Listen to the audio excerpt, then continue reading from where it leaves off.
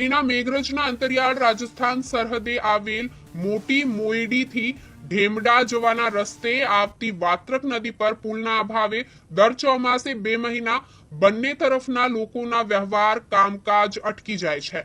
તંત્ર દ્વારા પુલ ના બનાવતા ગ્રામજનો અને સરપંચ દ્વારા શ્રમદાન કરી નદીમાં પુલનું કામ શરૂ કરી તંત્રને પડકાર ફેંક્યો છે।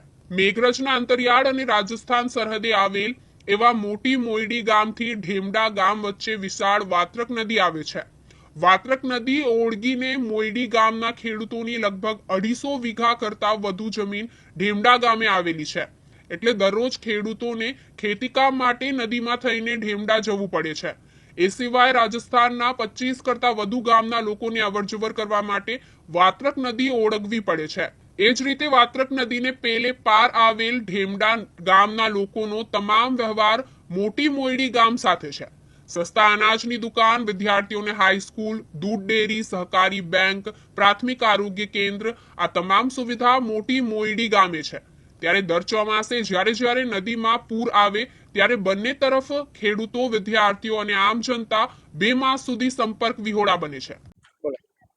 મોટી મોયડી ગ્રુપ ગ્રામ પંચાયતમાં મોટી મોયડી અને ઢીમડા વચ્ચે વાત્રક નદી પર વર્ષો જૂની અમારી પુલ બનાવવાની જે માંગ છે તે સરકારશ્રી દ્વારા મંજૂર થતી નથી અને આપ અત્યારે જોઈ શકો છો કે ચોમાસામાં બંને ગામો વચ્ચે આવન જવન માટે ખૂબ જ તકલીફ પડી રહી છે। અમારા ખેતી માટેના કામ હોય તો મોટી મોયડીના 200 જેટલા ખેડૂતોની ઢીમડામાં જમીન હોવાથી ત્યાં રોજ હજારો વખત અમારે આવન જાવન કરવું પડે છે। અમારા બાળકોને ઉચ્ચ શિક્ષણ માટે મેઘરજ અને મોડાસા જવા માટે આ જ રસ્તો હોય અહીંયા ખૂબ જ તકલીફ પડી રહી છે અને આપ અત્યારે જોઈ શકો છો તેમ ગામના લોકો દ્વારા શ્રમદાન કરી અને અમે અહીંયા કામ ચલાવ રસ્તો બનાવી રહ્યા છીએ। એ ખૂબ જ સરકારશ્રી માટે અને અમારા છેવાડાના ગામડાઓમાં અમને સવલતો મળે એ માટે અમારી આગ્રહભરી વિનંતી છે। સમસ્યા આજની નથી, આઝાદીના આટલા વર્ષો થયા। ગામના વડીલો, અગ્રણીઓ આ બાબતે તંત્રમાં રજૂઆત કરીને થાક્યા છે, પરંતુ તંત્ર દ્વારા પુલ બનાવવામાં નથી આવતો અને દર ચોમાસે ગ્રામજનો પારાવાર મુશ્કેલીઓ વેઠી રહ્યા છે। છેવટે બંને તરફના ગ્રામજનો એકઠા થયા, સરપંચને પણ રજૂઆત કરી અને પોતાની જાતે શ્રમદાન દ્વારા વાત્રક નદીમાં પુલનું કામ શરૂ કરવાનો નિર્ણય કર્યો। ગામના ખેડૂતો પાસેથી ટ્રેક્ટરો, જેસીબી લાવીને વાત્રક નદીના પટમાં કાંકરો લાવી પૂરણ શરૂ કર્યું। ગામની મહિલાઓ, ખેડૂતો સહિત તમામ લોકોએ જાતે શ્રમદાન કર્યું। નદીમાં નાખવાના ભૂગડા પણ ભાંગી લાવ્યા અને ચોમાસુ ખેતી, બાળકોનો અભ્યાસ અને આમ જનતાનું વ્યવહારિક કામકાજ ન બગડે એ માટે પુલનું કામ શરૂ કર્યું। આટલા વર્ષો બાદ પણ ગ્રામજનોને પુલની સુવિધા ન મળતા તંત્ર સામે પડકારરૂપ શ્રમદાન દ્વારા ગામ લોકોએ કામ શરૂ કર્યું છે। ત્યારે ગ્રામજનોનું શ્રમદાન જોઈ તંત્ર જાગે અને વાત્રક નદી પર પુલ બનાવી આપે એવી માંગ કરી છે। અને અમારા ગામની અંદર વાત્રક નદીમાં પાણી આવે છે ત્યારે આથી પેલી તેડા જવાતું નથી અને એના માટે અમારે પુલની રજૂઆત વારંવાર ગામના વડીલો, ગામના બધા જ સભ્યો વારંવાર જાય છે તો પણ પુલ આવતા મંજૂર થતા નથી।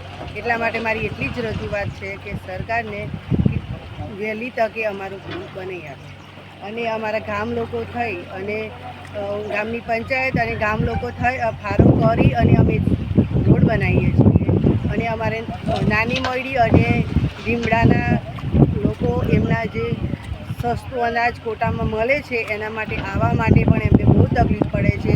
5 કિલોમીટર સાધન પેટ્રોલ બારીને આવે છે ત્યારે અમને રાહતનું મળે છે અને અમારે બહેનોને પણ ઘાસ લેવા માટે જવા માટે બહુ તકલીફ પડે છે। અમારી કમર બરોબર પાણી આવે છે એવામાં પણ અમે ઉતરી અને ઘાસ લેવા જઈએ। શું માંગણી છે તમારી? અને બીજું કે અમારા ભાઈઓને પણ દવા છોટવાના હોય, ગમે તે મકાઈ હોય, સોયાબીન હોય, કોઈ બી વસ્તુમાં દવા છોટવા પણ જઈ શકતા નથી અને પેલી તેડા અમારી કોઈ પણ ભેટ થતી હોય તો અમે એની જોઈ શકતા નથી કારણ કે આ સાલ 20 દિવસ સુધી મોયડીના લોકો પેલી તેડા જઈ શક્યા નથી। જય હિન્દ, વંદે માતરમ। હું મોટી મોયડી ગ્રુપ ગ્રામ પંચાયત સરપંચ ડામોર મહેશભાઈ રણછોડભાઈ।